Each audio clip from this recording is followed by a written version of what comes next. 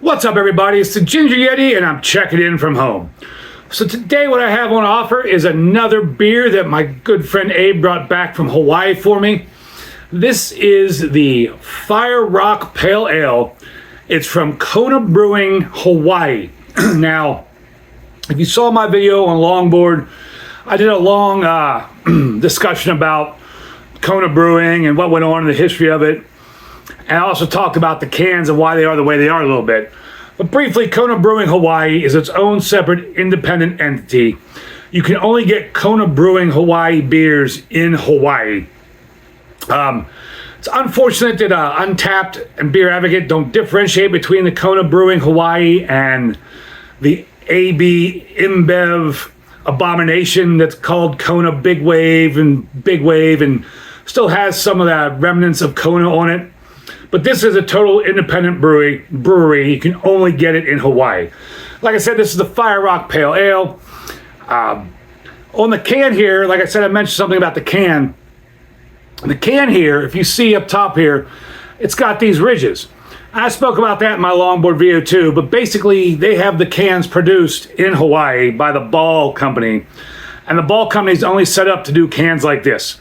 So generally, if you get a can of beer that has these ridges up top, it's almost guaranteed that it was canned and brewed in Hawaii, which is pretty cool.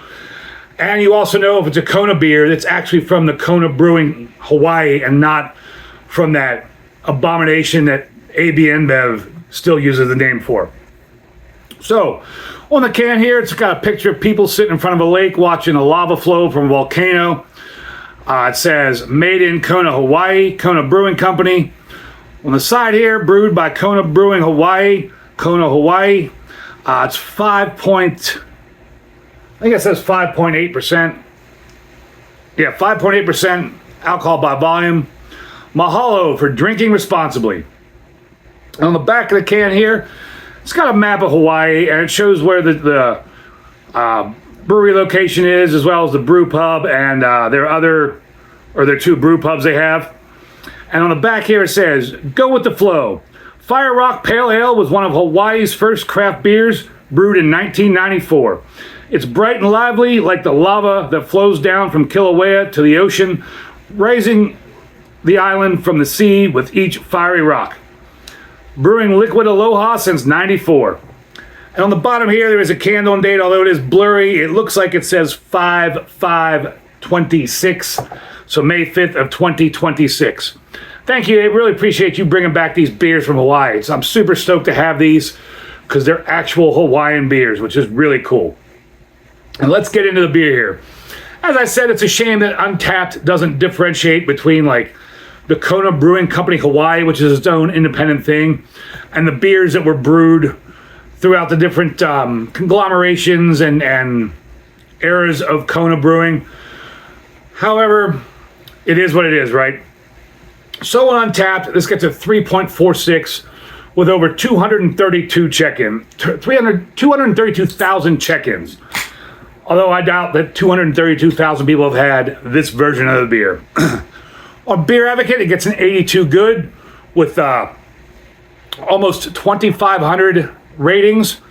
So the aggregate score for that would be a 3.62. Surprisingly, it's a little higher than Untapped. Usually the Beer Advocate scores tend to be lower than Untapped. Get a nose on it here.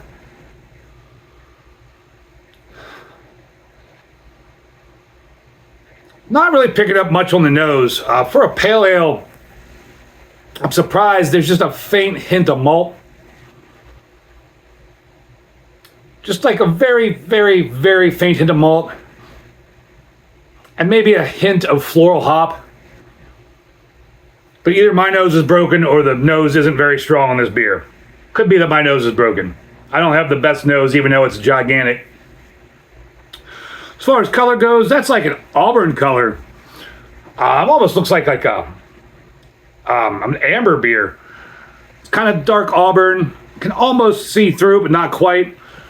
About a finger's worth of eggshell white to nicotine stained head.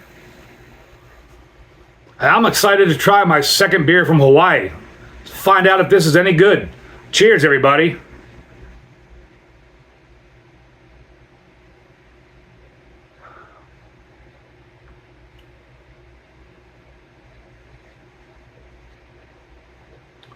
It's light bodied. It's crisp. It has like a floral, flowery kind of hop flavor to it. A little bit of maltiness on the back end, on the finish. The finish is a little drying, and there's a little bit of lingering hop bitterness on it, on the finish.